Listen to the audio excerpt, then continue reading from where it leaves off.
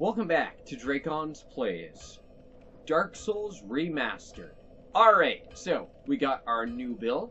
So I now have a spear +5, warrior's round shield, chain armor, knight gauntlets, and knight leggings.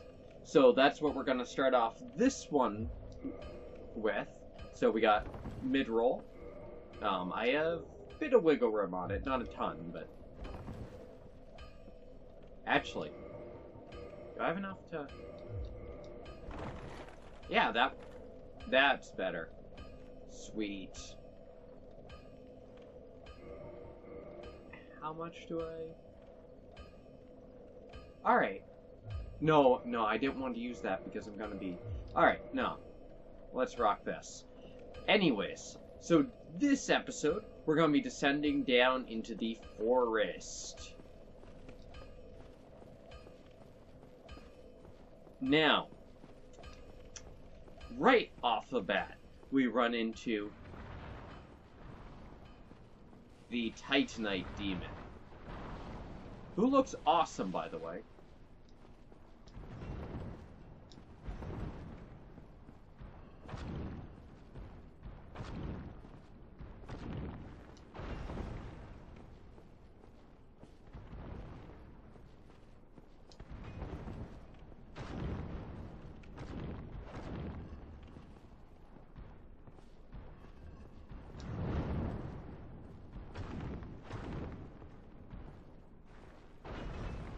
Alright.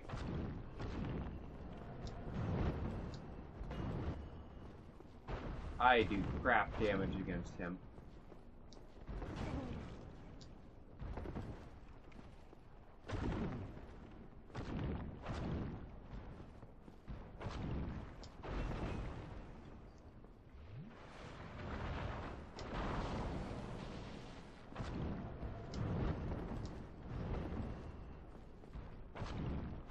For some weird reason, his tail has a hitbox during all of that.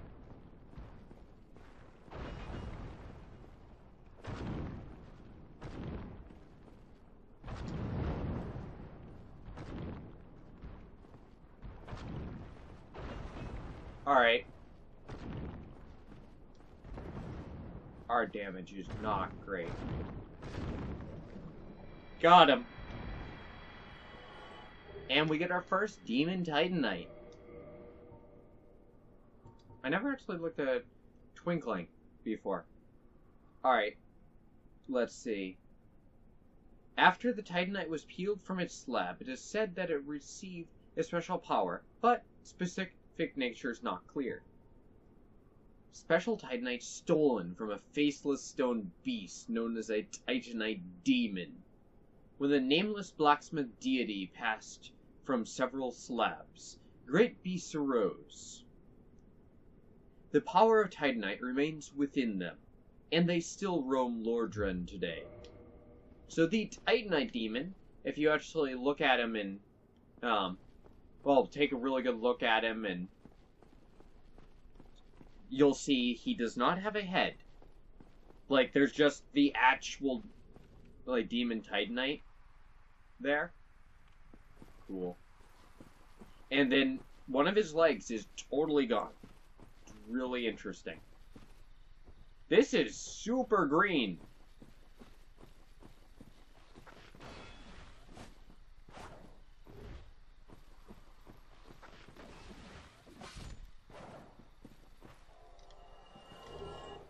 Blooming purple moss. Awesome. Darkroot Garden. Man, this area looks different. Wow.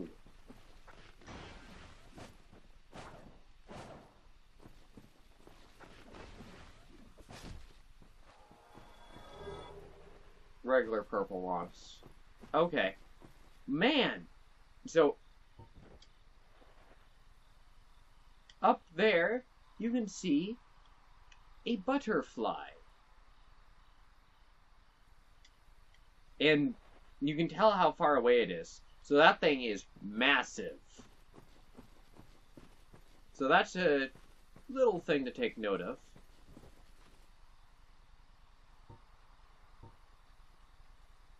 So right off the bat, this guy charges us. So we're gonna let him come. Woo!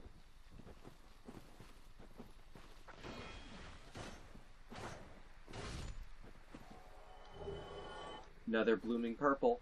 So here, and with him right next to it, you can really see, this is totally another one.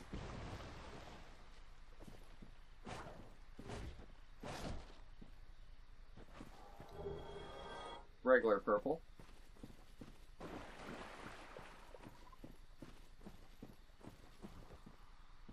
I was able to see that through the rock a little bit. Large soul of an unknown soldier. Man, the lighting in this place is insane.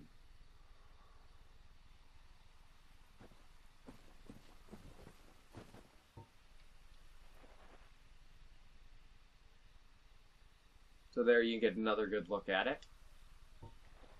And way up at the top of the screen there, you can see Anor Londo just peeking out.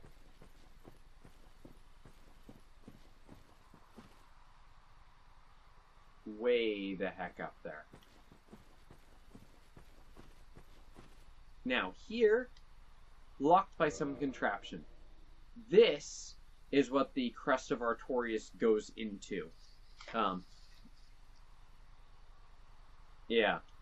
Now, I don't think there's any hint here.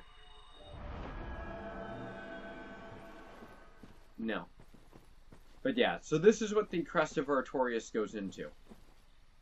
And also here, you walk over to here, you're able to look around and see a bonfire. Now, I've seen it done. It's actually possible to work your way along that ledge. I'm not going to risk it, because there's illusionary walls. So that's the first one we run into in the game. Alright, might as well kindle. We got the humanity and we're human, so might as well kindle. Alright. So now, the plan is to head down into the forest.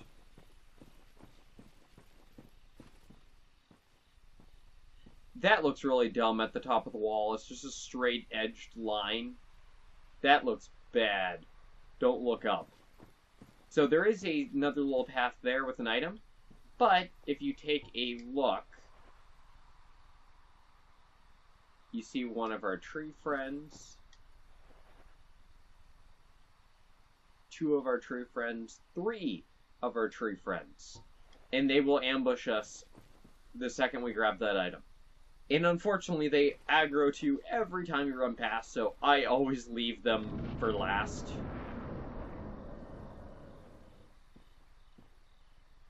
Man, this looks awesome.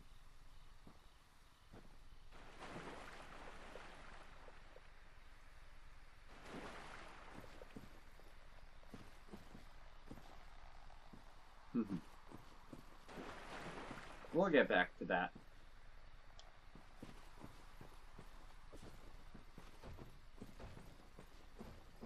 Man, this looks awesome.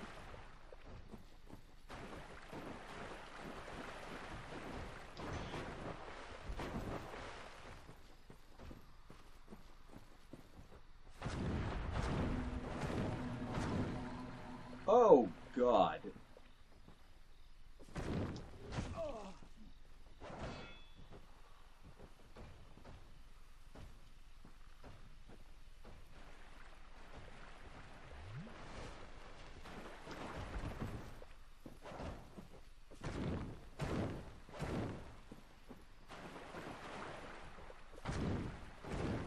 We do, like, no damage.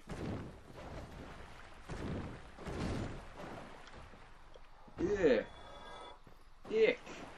That damage, though.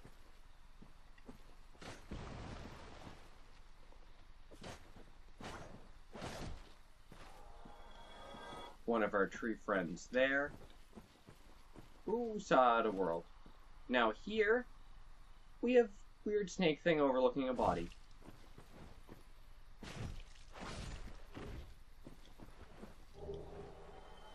And we get the Partisan, which is actually a pretty decent spear weapon. What's the Rex on that? I could actually wield that. It's almost as good and it's not upgraded.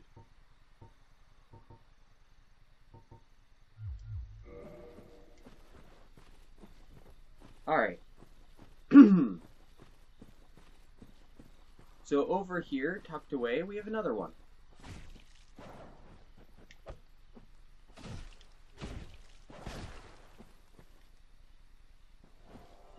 Ah, he didn't drop anything. So they have a chance of dropping an item called an egg vermifuge.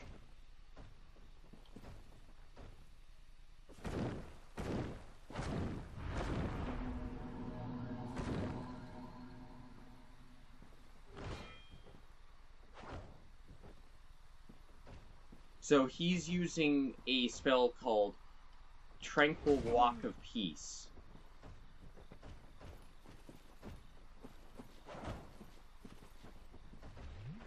And what it unfortunately does is limit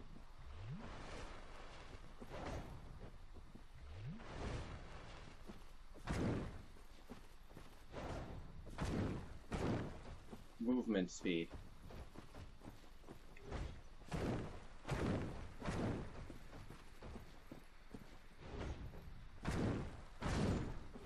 Man, we do crap damage.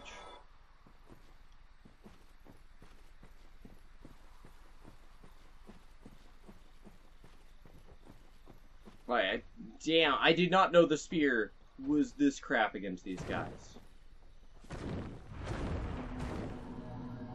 Or I would not have gone for it. So it also stops you from rolling, which is honestly the bigger problem.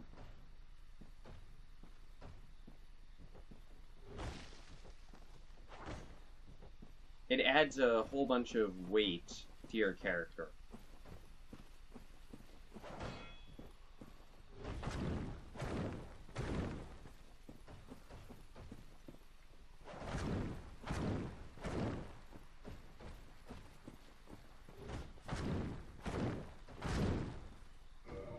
So I'm actually gonna do that. Drop a bunch of weight.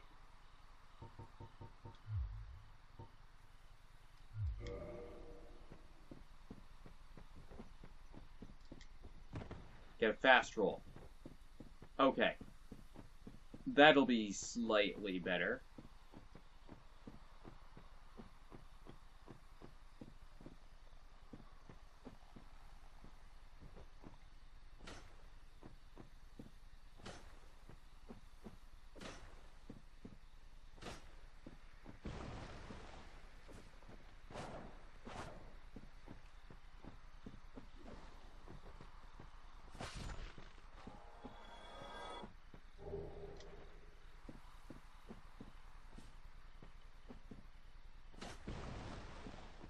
Alright.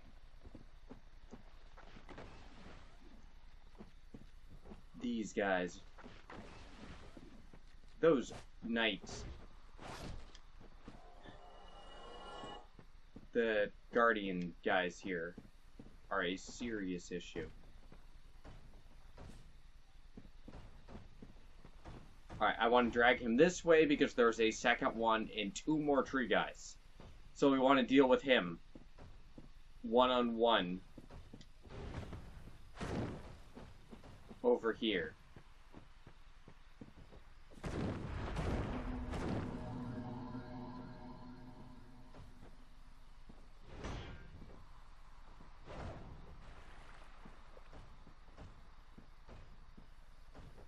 Fortunately, this spell doesn't last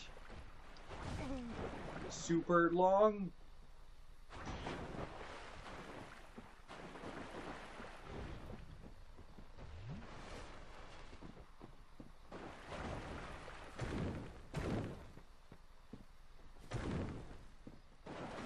Alright.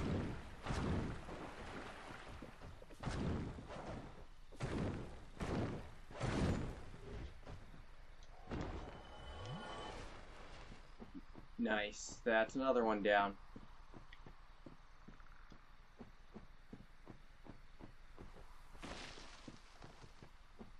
Alright.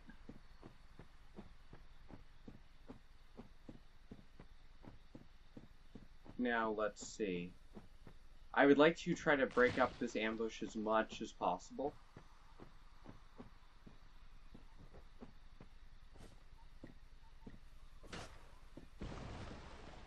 Alright, so I'm going to draw them out.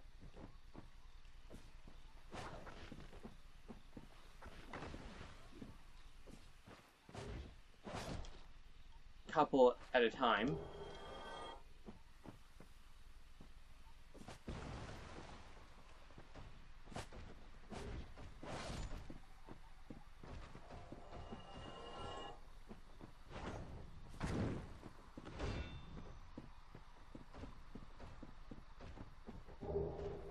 Elite Knight set.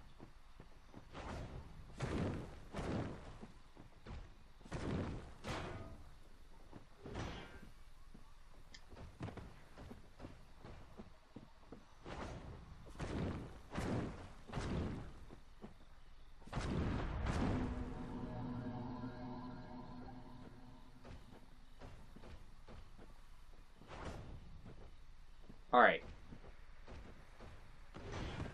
This is the last guy.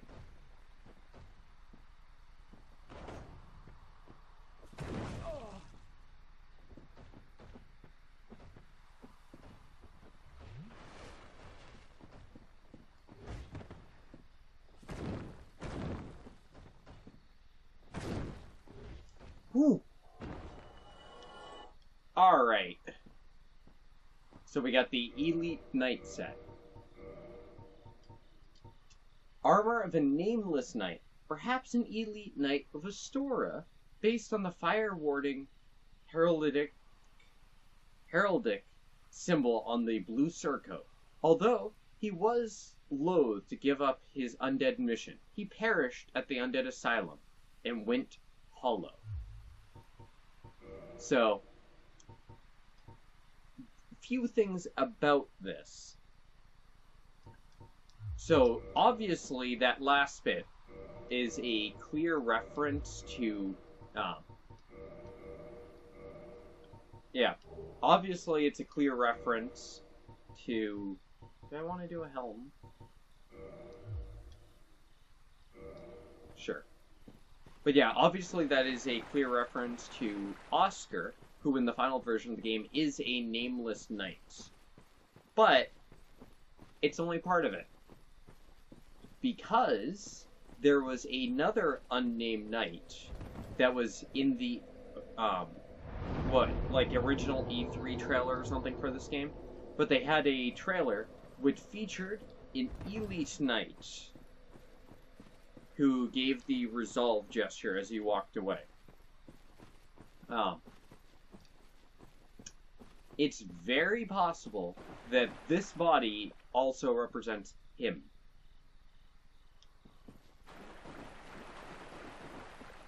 Alright, now let's go ahead, take on the area boss. But just to be clear, whoops, that does not mean we are done.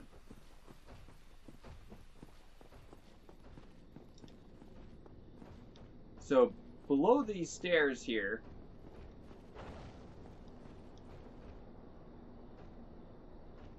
we saw it briefly, but there's the summon sign for Witch Beatrice. Do we need to summon her to make her? I don't know. So, you are able to find her armor set later in the game. I do not know if you need to do the thing here, like summon her, or if it's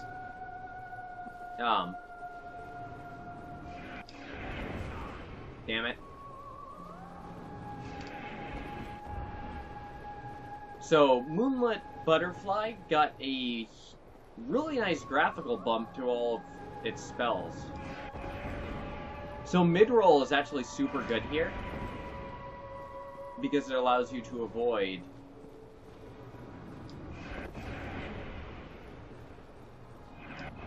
that easier since you're on the ground longer.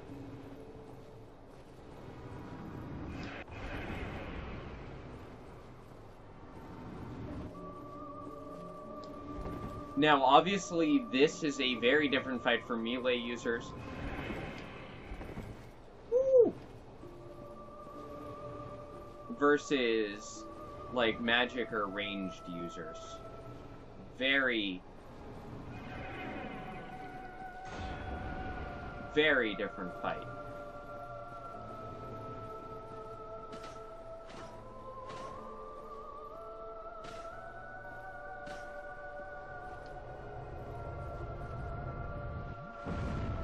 So the explosion size is a lot clearer in the remaster. Damn, we did like no damage. Alright, one-handed is probably better then. What are you doing?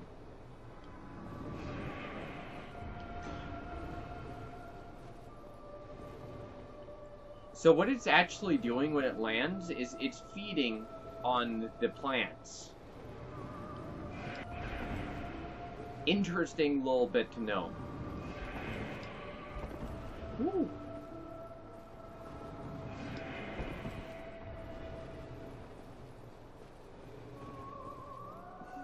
I just saw them tracking way the heck out there.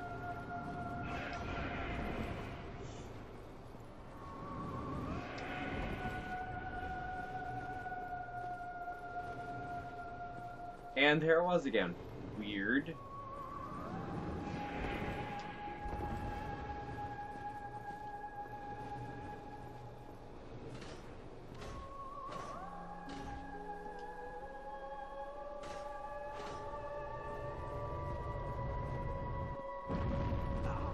Whoa! Lingering hitbox.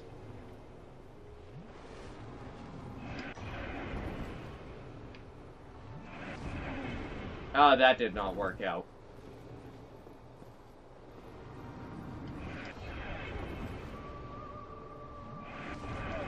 Ah! Damn it all!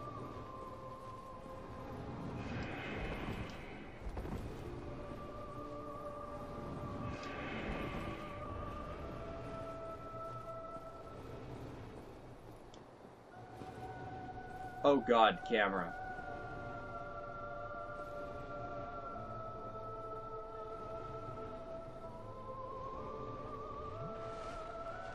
Alright, when it's switching sides is one of the few opportunities you get to heal.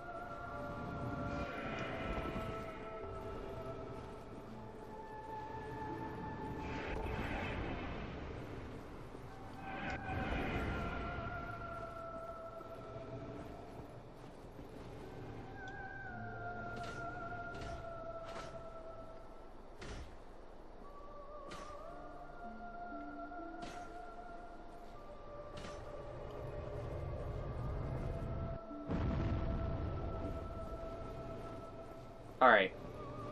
I did good damage that round. Alright. But it's not too bad dodging Moonlit Butterfly, but...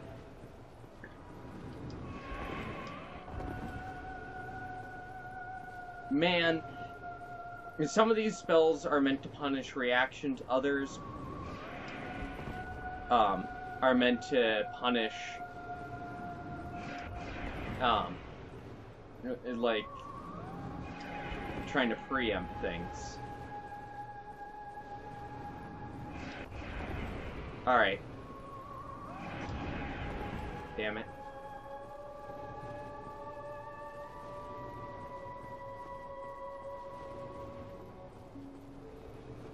Getting there. The Moonlit Butterfly's design is super cool. And I should briefly mention it. Both the Channeler we fought in the Parish and the Moonlit Butterfly are servants of Seath the Scaleless, who we'll be seeing plenty of later on.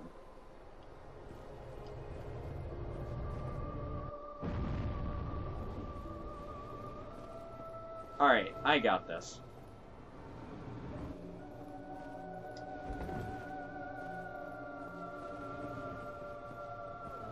It's not a hard fight, but for melee users, especially depending on their weapon, you don't get much of a chance to attack.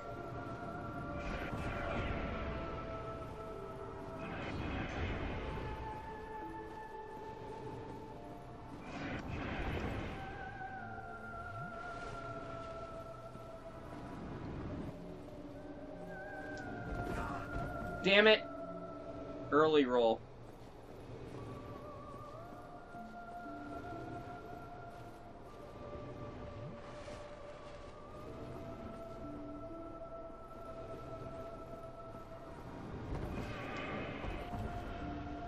That could have been bad.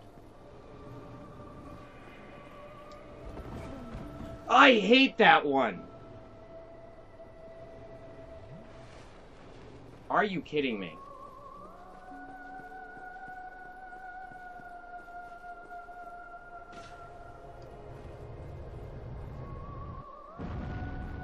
Are you actually kidding me? That sucked!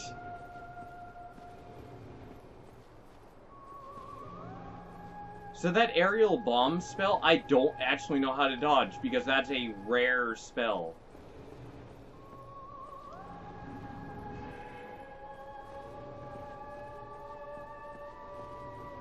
And that time it just completely messed up. Oh. I'm starting to lose it. That was the wrong direction to roll. Damn it. I didn't even roll that time.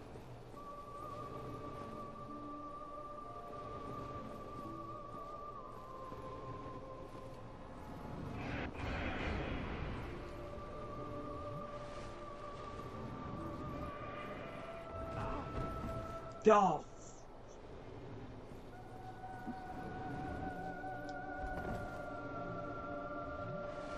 Out of Estus.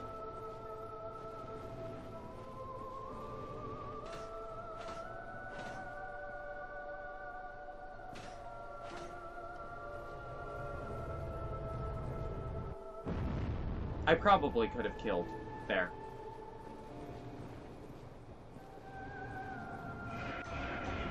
Damn it. Not doing so great now. About half the time, that spell doesn't even work.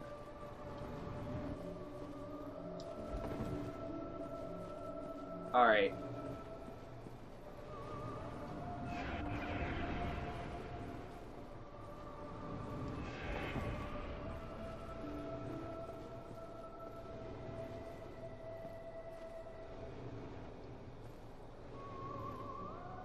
As long as you don't stay behind the fog wall, you can kind of use it as cover.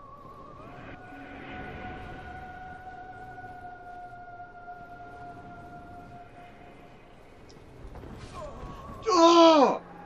That one is such nonsense. Firth's death. That one is nonsense. Because it's a slow-moving, tracking projectile with high, like, magic damage. It's like... And unlike the others that have a very clear pattern, it's a projectile that then explodes. And honestly, my general tactic against the Moonlight Butterfly has been I DPS race the stupid thing, so it never gets off half of its moves. It would be dead by this point, in other words.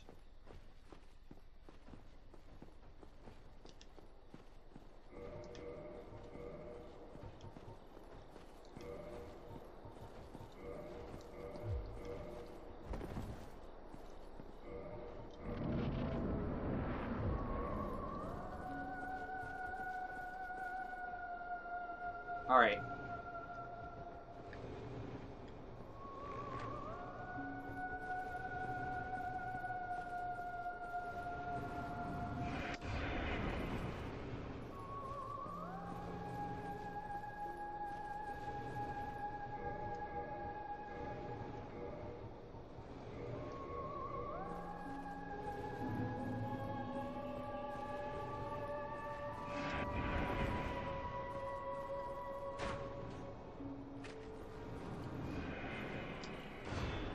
I rolled.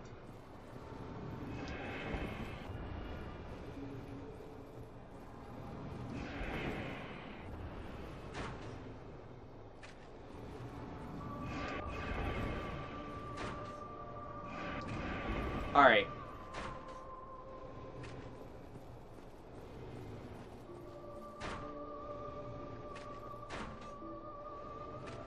And you can see, like, I'm doing crap damage.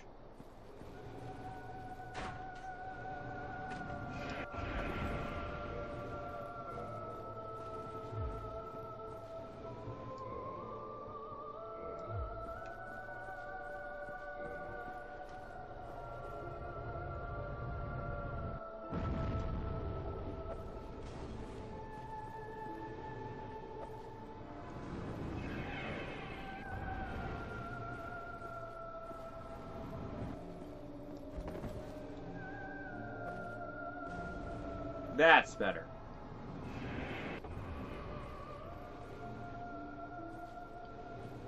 Alright.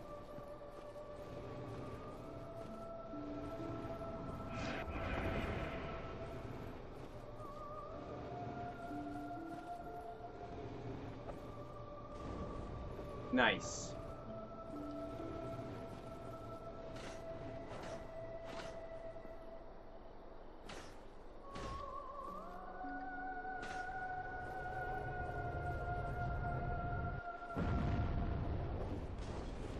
Are you kidding me?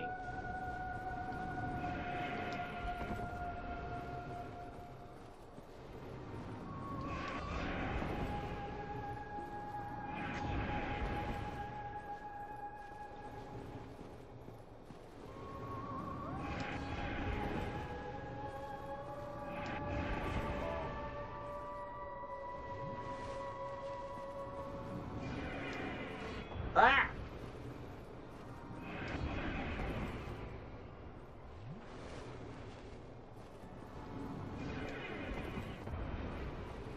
Alright.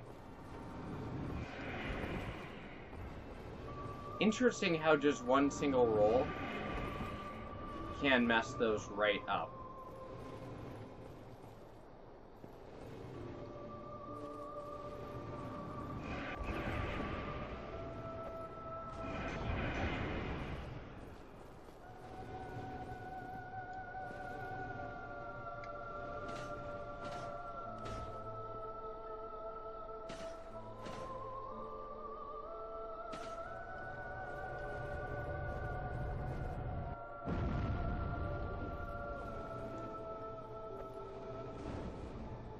Alright.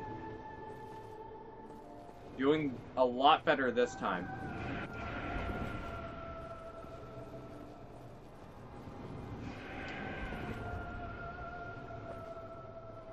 Miss. Damn it.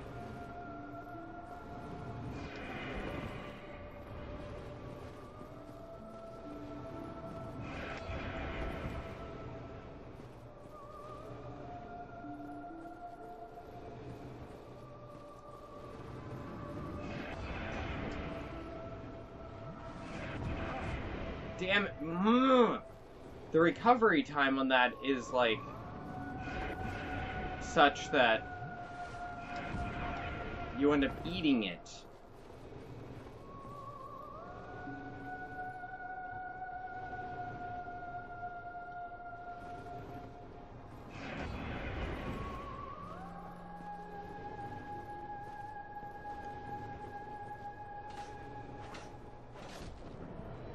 There we go.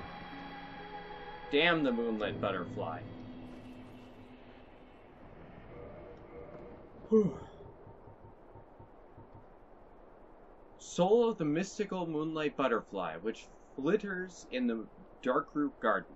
Special beings have special souls. The butterfly soul is a creation of Seath the Scaleless, used to acquire a huge amount of souls, or to create a unique weapon.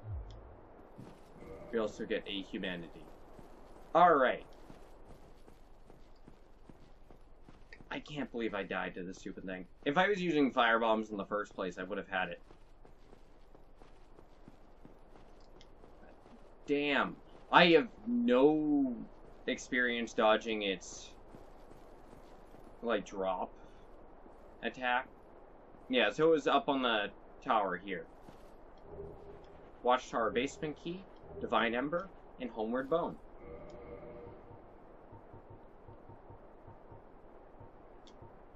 Key to the basement of the Watchtower and the Undead Burg. The basement of the Watchtower forms a stone cell. There are rumors of a hero turned hollow who was locked away by a dear friend, for his own good, of course. The Divine Ember. Embers required for weapon ascension. Divine Embers are properties of the Church and intended for divine blacksmiths. Send +5 standard weapons to divine weapons. Divine weapons can be reinforced up to +5. Divine weapons are for undead hunting, use against undead, and the pawns of necromancers. Use against, not use against.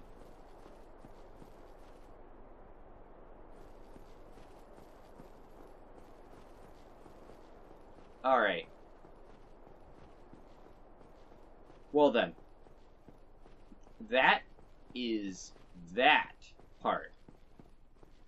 But we are not done in the forest.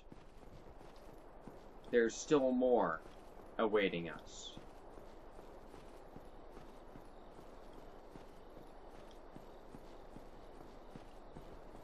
Now, I am manually walking back instead of homeward boning.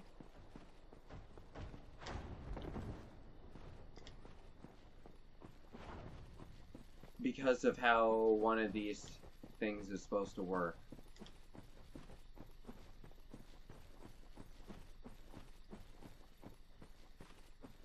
Did it do it?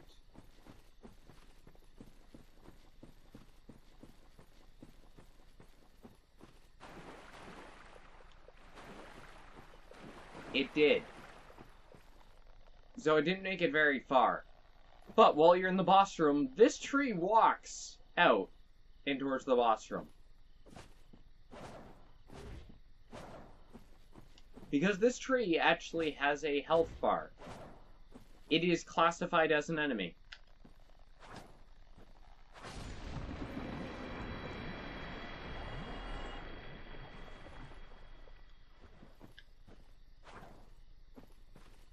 Alright. And we have more zone down this way.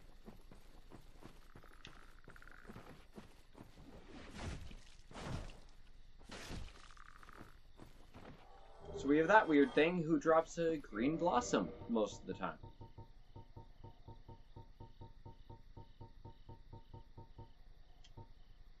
Green weed shaped like a flower, temporary boost of stamina recovery speed. This uniquely bitter, biting herb is sometimes harvested in large quantities, but normally it is an annual plant found near water. So nothing particularly important on that. When you go further down, you find another one of these trees.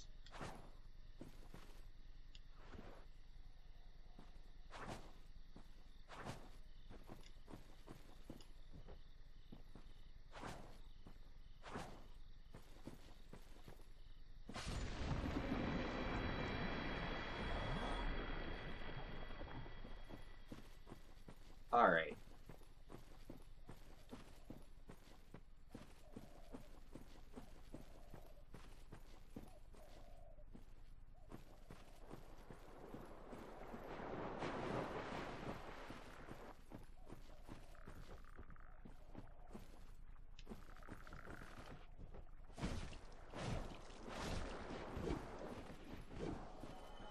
So these things are weirdly damaging.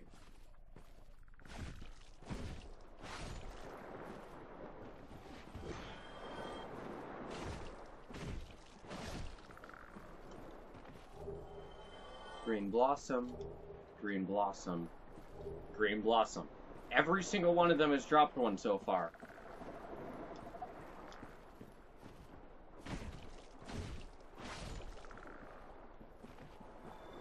That one did not.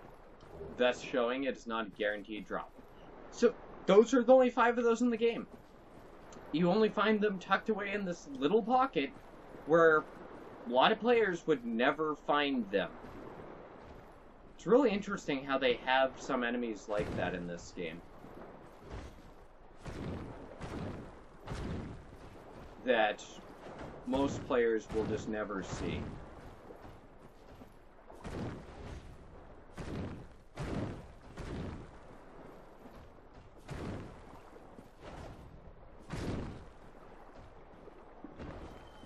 Alright. And here it is. So then we have this path back up. Alright.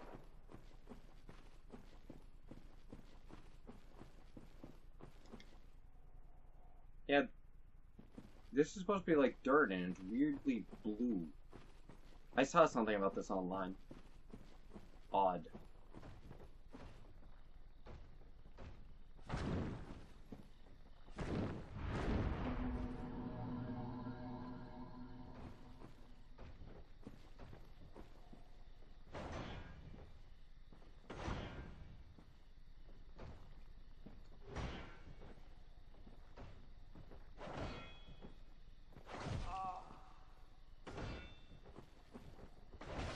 Oh, God! Really? Fourth follow-up?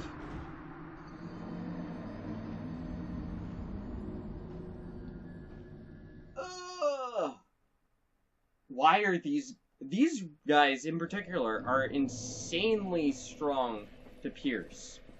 My downfall in this zone was picking the spear. I did not realize how god awful the spear is. So these trees are actually permanently dead. Interesting. I did not actually realize those were permadeaths.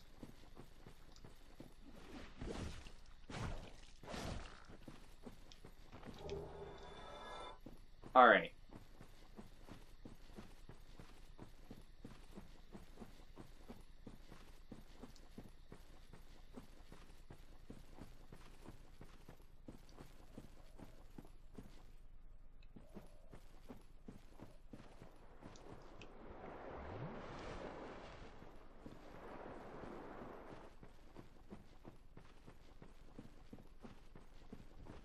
Alright, let's grab our souls.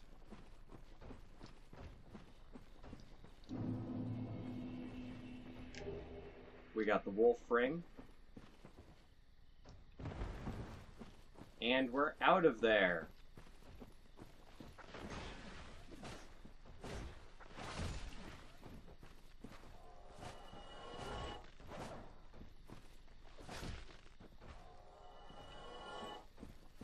Alright. Now let's go and take care of that little ambush room that we walked right by before.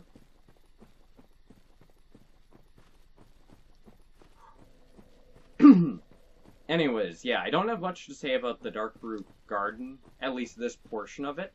But yeah, it is crazy to think that they stuck a unique enemy type down there that most players would never see. Like, your average casual player would probably never find that.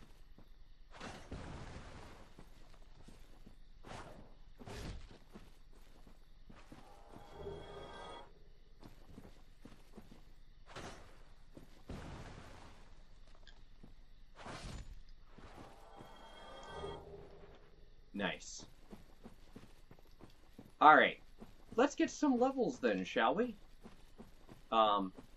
And at 18k, I can also get, like, weaponsmith box and stuff from Andre. Alright.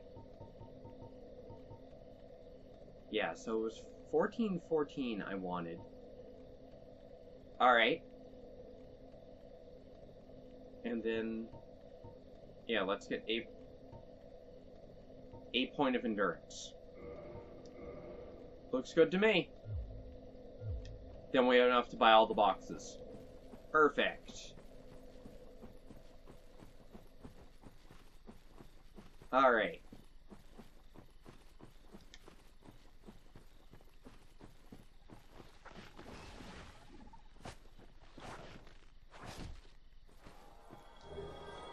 blooming purple.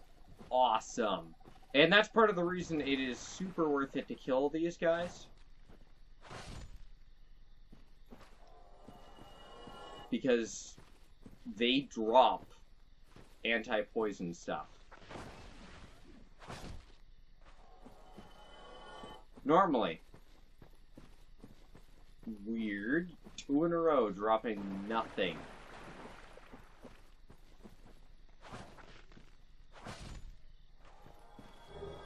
Purple.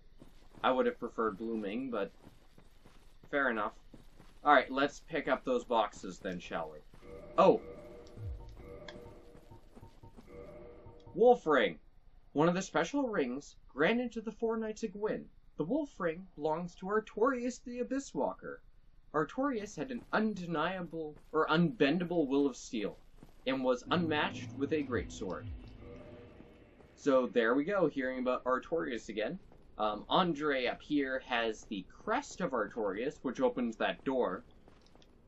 And within a stone's throw of the door, we came across Artorius' ring. So, some interesting stuff going on there. Oh. Whoops. I see. This is the old church. It was abandoned in favor of the church that you passed through.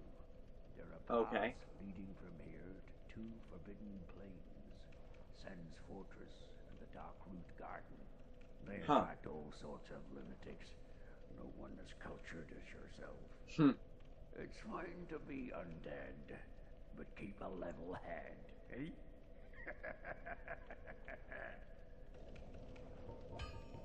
Sen's Fortress is an old proving grounds built by ancient gods. Okay. It is the only route leading to the great Anor Londo. First mention. Most fools can't even find their way into that fortified death trap, but they won't stop trying. Take that bumbling Sir Onion. Oh man, I did not realize someone actually straight up... I know little of the Darkroot Garden. Wow. Oh, I've heard rumors of a divine blacksmith who resides there. About If you that? get stumped in the catacombs, seek him for divine weapons. Ah, a hint about the catacombs. I know little that will look them. I'll be seeing you next. Be careful. Alright, let's try this again. My, that's a rare ember you have there. I've seen one of those before. It's the ember of a divine blacksmith.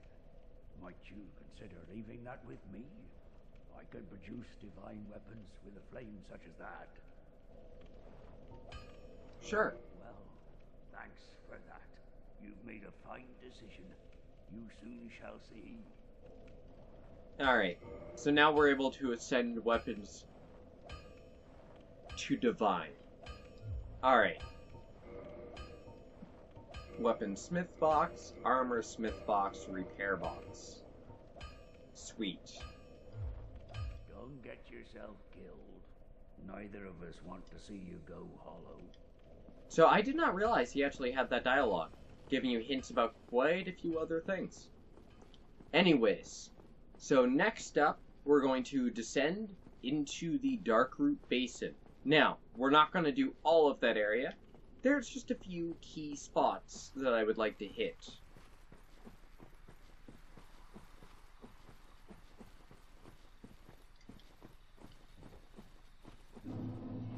Oh, that's right. He is still super dead.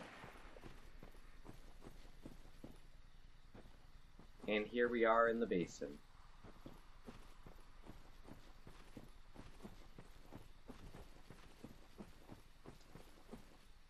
You know, that light wigged out for a second.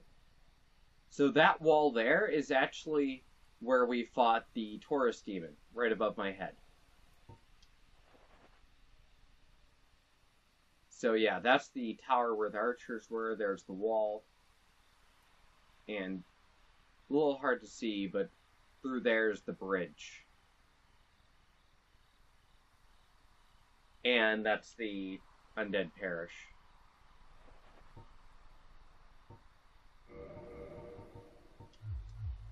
Ooh, and I can actually throw on the Wolf Ring, which gives me a poise boost. Because better than old witches, it actually has an active effect.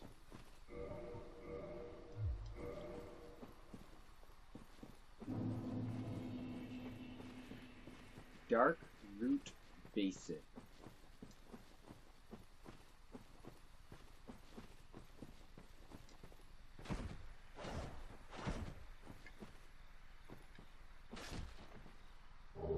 Got him. He dropped yet another chunk. I already have 4 chunks. Damn. Damn. Well, that's off to a pretty good start. You need 8, I believe. And down here, we find the leather armor, the longbow, and feather arrows. So this right here is the body of the hunter. That is where they made it to before they perished. That's one of the little details I really love about the Souls games. But Dark Souls 1 honestly seems to do it best, is where it's like, yeah, the starting classes, each one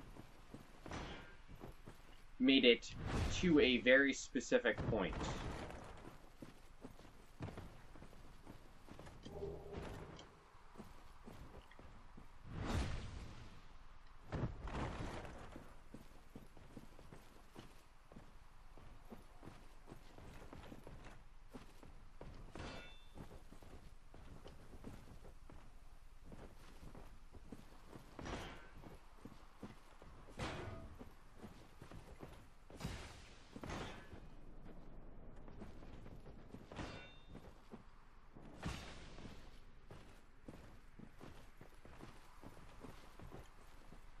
What are you doing? Why are you...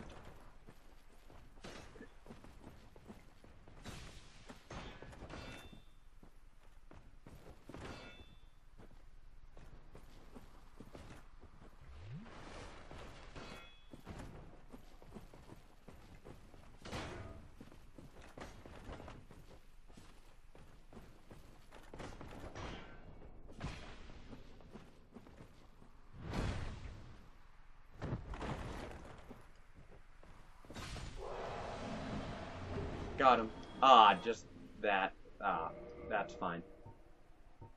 Blue! With the discovery of chunks in Lordran, the race to locate the legendary slabs have begun. But, could they just be a mere myth? And then we got a shield. Old medium metal shield of unknown origin. The grass crest is lightly imbued with magic, but slightly speeds stamina recovery speed. So that is honestly pretty decent. So,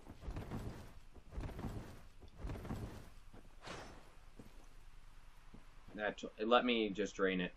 1, 2, 3, 4, 5.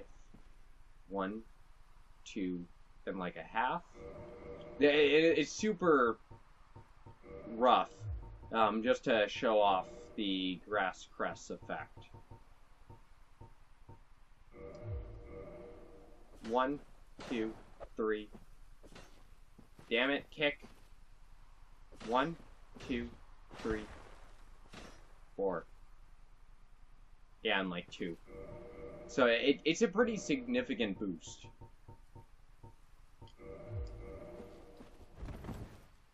Alright. Now then. I wanted to go in here because we got a bonfire.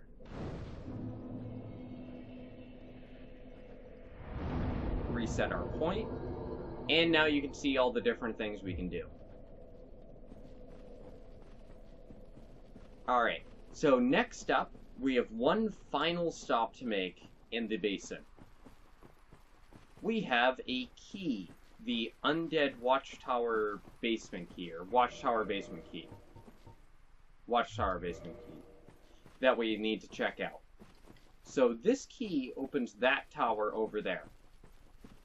So this actually links up to that door that I pointed out way back in episode 3. So actually last episode. That was last episode. Yeah, so there was a door in the last episode that we were not able to open. This key is for that portion of the tower. So there's 2 spots that it opens. One is at the bottom here. The other is at the top, which is the one I pointed out.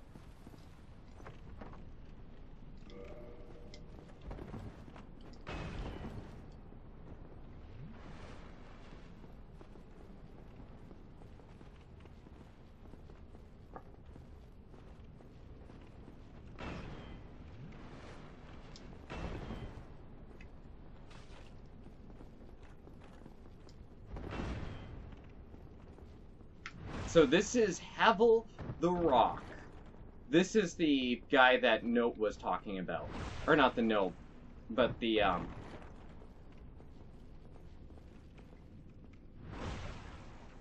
description on the key was talking about. The old friend that was locked away for his own good, of course.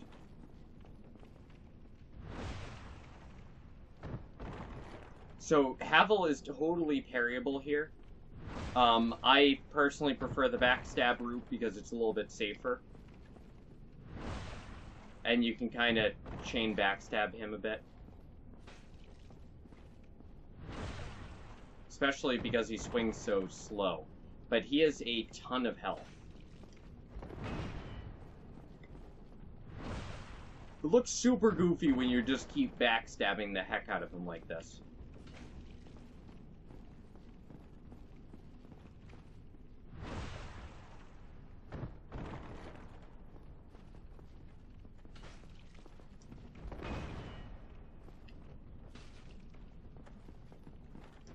Well, that was weird. He toggle escaped.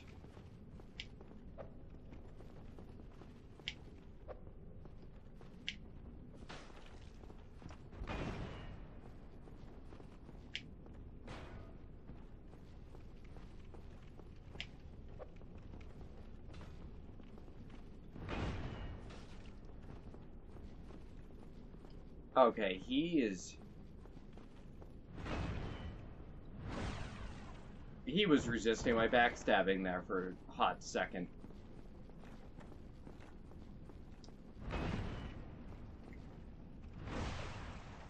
Yeah.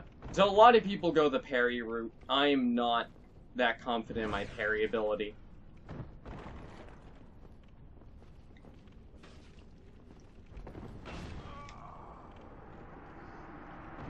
Damn it!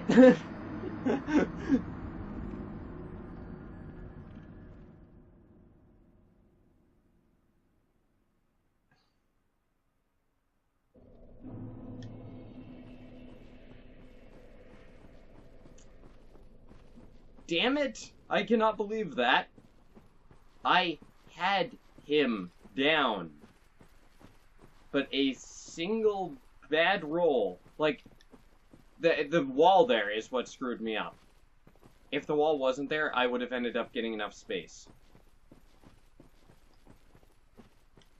Well, that's part of the problem with Havel, because you're... Well, I did do this entire thing a little bit early, but...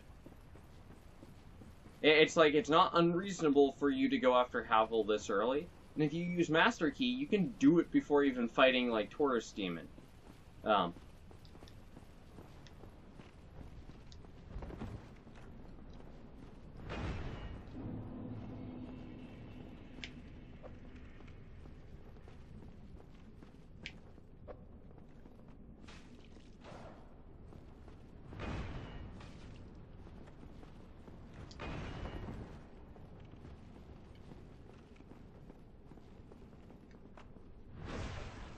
The problem, of course, is the amount of damage you do is really low.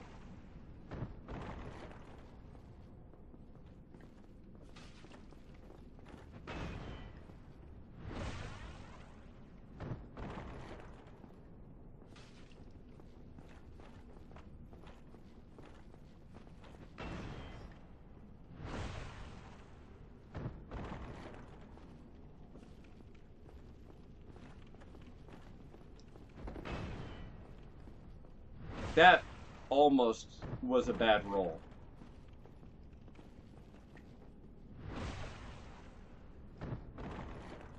But it's just like, he is so much health, it's just ridiculous. Like, his health and damage output is really insane.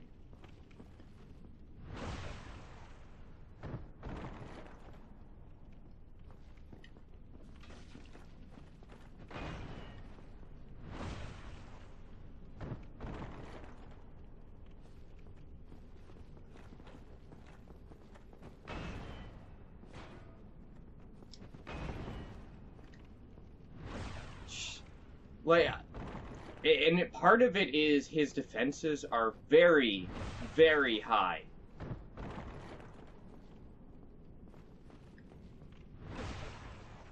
Is that it? Yes.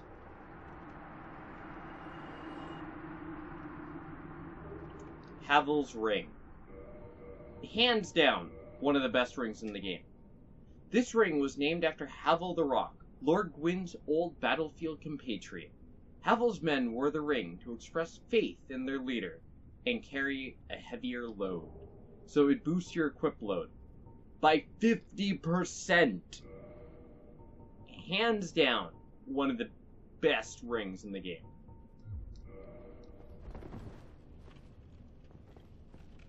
Now, if we proceed up the tower, we're back on the Undead Bird.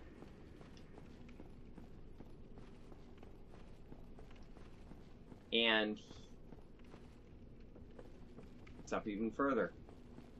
I'm not used to going up this way. Generally speaking, I either never come through this staircase, and there's the other door.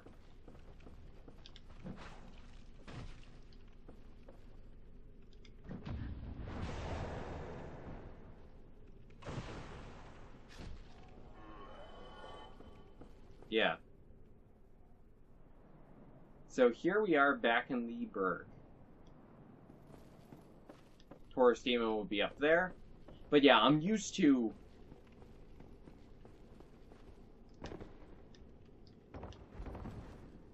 like either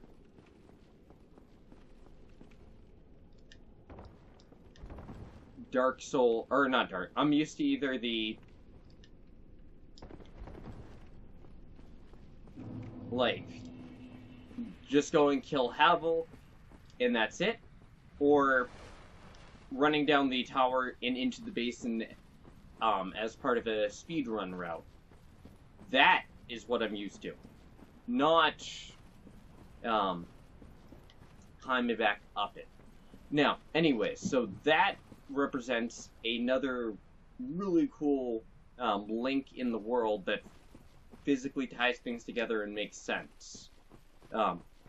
Yeah, the interconnectivity and connectiveness of Dark Souls 1 is amazing. And a big part of that is because you cannot warp in the first half of the game.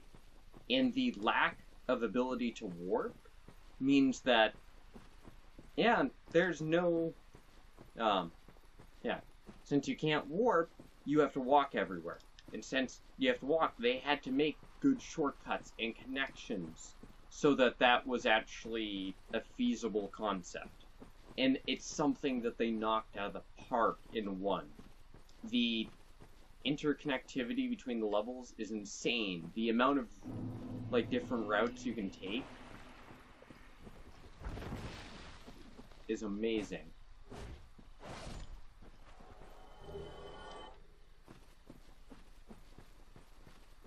Alright.